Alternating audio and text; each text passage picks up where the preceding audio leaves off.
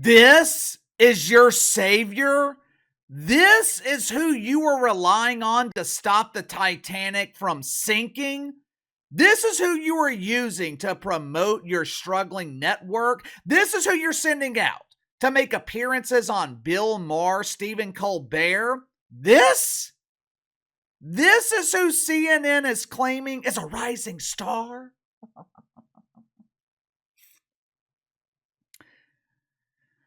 No wonder CNN is struggling. No wonder CNN now stands for Cemetery News Network. You know, CNN has taken the role that was previously held by the WNBA. CNN now seems to be the place where media careers go to die. What an absolute embarrassment. This segment I'm about to show you from Kaitlan Collins last night. Katie Roo! This segment is absolutely embarrassing. We're in the midst of election season. If you're a struggling network like CNN, a controversial election like this, it's the equivalent to a supersized foot-long Frank at Club Shay Shay. It's very appetizing. For 3 years now, CNN has struggled to draw flies to a fresh turd. Outside of a random appearance from Donald Trump, who is the only star at this network, but outside of a random appearance from the Trumper, CNN consistently struggles to eclipse 1 million viewers. Hell, most nights, they're not even close. Besides the debate between the Trumper and Johnny B. Biden back in June, the last time CNN drew respectable ratings was when Donald Trump agreed to a town hall. The same town hall where he eviscerated the pretentious Katie Roo Collins. The same town hall that should have been the end of Roo's primetime career. The same town hall that proved that Katie Roo ain't ready for prime time.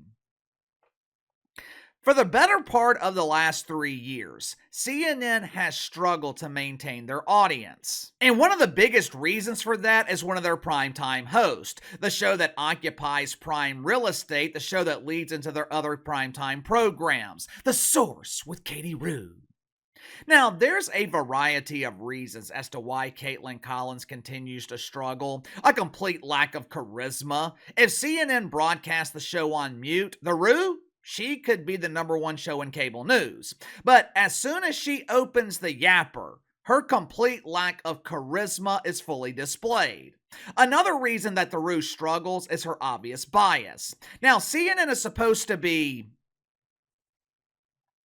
Hell, I don't really know what CNN is supposed to be. I don't think CNN knows what they're supposed to be. This network spends millions of dollars on milk cartons every year just to try to find their lost identity. But theoretically, CNN is supposed to be a centrist network. They are supposed to be the network that is dedicated to reporting the news.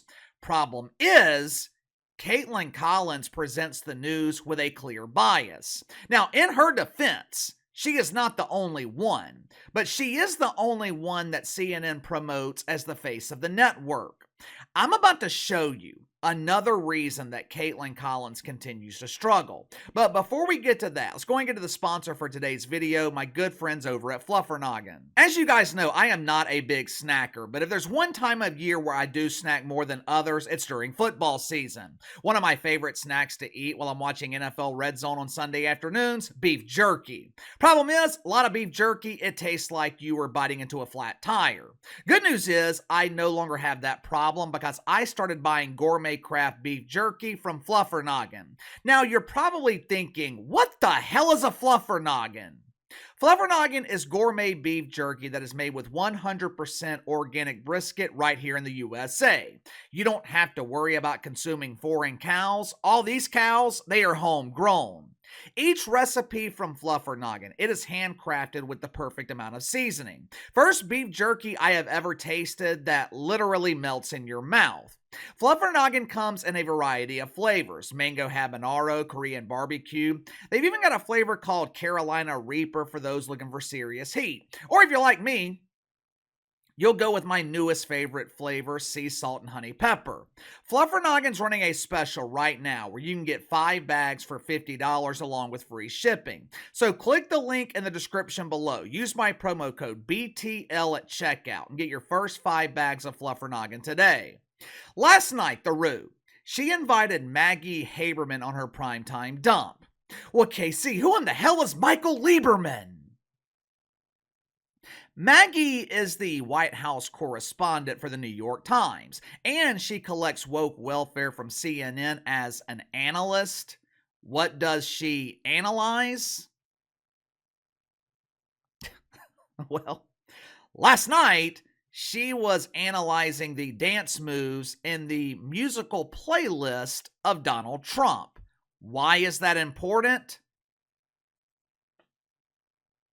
Hell if I know. I mean, me personally, I could care less what kind of music the Trumper is listening to. With the Trumper being an aging orange man, I would assume he listens to groups like Peter, Paul, and Mary. He probably still thinks Puff is the name of the little boy's magic dragon instead of the nickname for his older brother's bong. But the other night, the Trumper, he was at a campaign rally where a couple of attendees had some medical emergencies. Must have been somewhat serious because the delay went on for almost an hour. Now, in order to entertain the other people at the rally who weren't in need of medical attention, the Trumper, he decided to turn the rally into a party. In a somewhat surprising turn of events, Trump was playing some of the woke classics. He was playing some of the classic hymns that you would expect to hear at Sunday morning services at Woke United Methodist. It's fun to identify as LGBT. Since the Trumper was requesting the Village People, you would think the woke media would show some appreciation. Kaitlan Collins invited Maggie Haberman on her dump to analyze and break down the scene. Now, as expected, there was an overuse of the latest addition to woke boner words. Within the span of 10, 15, maybe 20 seconds, the Trumper was described as weird 4 times, which was kind of ironic because this was the latest in a long line of weird segments that we have seen on CNN. Watch it for yourself. He was requesting songs on little pieces of paper. His aides were tweeting about it in defense, but it was this weird moment where, I mean, we are 38 weeks out from a very close election, and it was weird. I mean, I don't know of another word to describe last night. It was weird, and he does weird things like this, and he usually does them in private, or he does them with aides, or he does them on the Mar-a-Lago patio when he's DJing on an iPad. This was a rare time that people were seeing this in public. And over at one point to talk to the Secret Service to ask if they could open the doors. The answer was no. So I think that he said, let's play the music. And I know he said, let's play the music so that people would start leaving, but then nobody left. The music thing is a big thing for him. It was how people would basically reset him in the White House. Yeah, well, it's also he would blare music on his plane. And what you were saying about Mar-a-Lago, I mean, this is that kind of what the Mar-a-Lago dinner party, that's kind of what he does at the end of them when people are there. Is it any wonder why Kaitlan Collins is struggling to draw an audience? She asked Maggie Haberman with a straight face, "What are you hearing from your sources about this friendly town hall? I heard that the orange man was requesting songs on a piece of paper."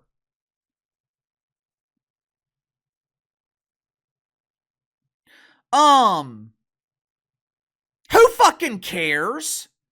If the Trumper had requested songs through a text message, they probably would have accused him of being on social media while his supporters were going through a medical emergency. I mean, this dude can't win. No matter what he does, CNN is going to criticize him. Since his debate with cackling Cam Harris, what has been one of the more popular narratives that the mainstream media has been pushing? They stole this idea from Cam Harris after she used it during the debate. There might be thousands of people who attend Trump rallies while dozens come to see Cam Harris, but people leave Trump rallies early. The dozens who show up for Cam, they stay for the duration. Yeah, well, there is a logical explanation for that. Most of the people showing up to a Cam rally, they are being paid to be there. They are either media members who are required to be there, or they are paid supporters who were bussed in from parts unknown. But over the past month or so, the prevailing narrative in the media has been that Donald Trump bores people to death and they leave his rallies early. But it's strange. Did I just hear Maggie Haberman claim that the Trumpers started playing music so people would leave early and no one left? You spent the past 4, maybe 6 weeks trying to convince me that people leave his rallies early, and now you're telling me that people are refusing to leave? These people in the media can't keep their lies straight. Here's another thing I don't understand. I know this is hard to believe, but Kaitlan Collins, she actually considers herself to be a serious journalist. I know the rest of us consider The Rue to be a huge embarrassing failure, but when Kaitlan Collins looks in the mirror, she sees a serious journalist. If The Rue is such a serious journalist, why in the hell did she waste time producing that segment? What was the point?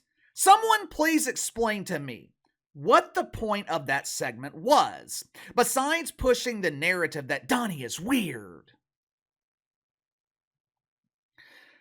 This is one of the many reasons why Kaitlan Collins continues to struggle. This should be the easiest time for Rue to draw an audience. Jesse Waters at Fox News, he is easily eclipsing 3 million viewers. Earlier this morning, we talked about The Wicked Weave. There are nights when Joy Reid is drawing more than 2 million viewers. What is Kaitlan Collins averaging in the past month or so?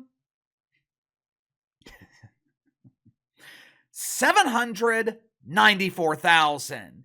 Damn near the same number that she was averaging 3 months ago. From a rating standpoint, this should be inexcusable. How in the hell is everyone else performing besides CNN? Joy Reid is a disgrace. Joy Reid talks about nothing but racism. I can criticize my bundle of joy on a lot of things, but you know what I can't criticize her for right now? Her ratings. Kaitlan Collins can't make the top 5 at her own network. The Rue can't crack the top 5 at a network that only sees stars when they look into the sky.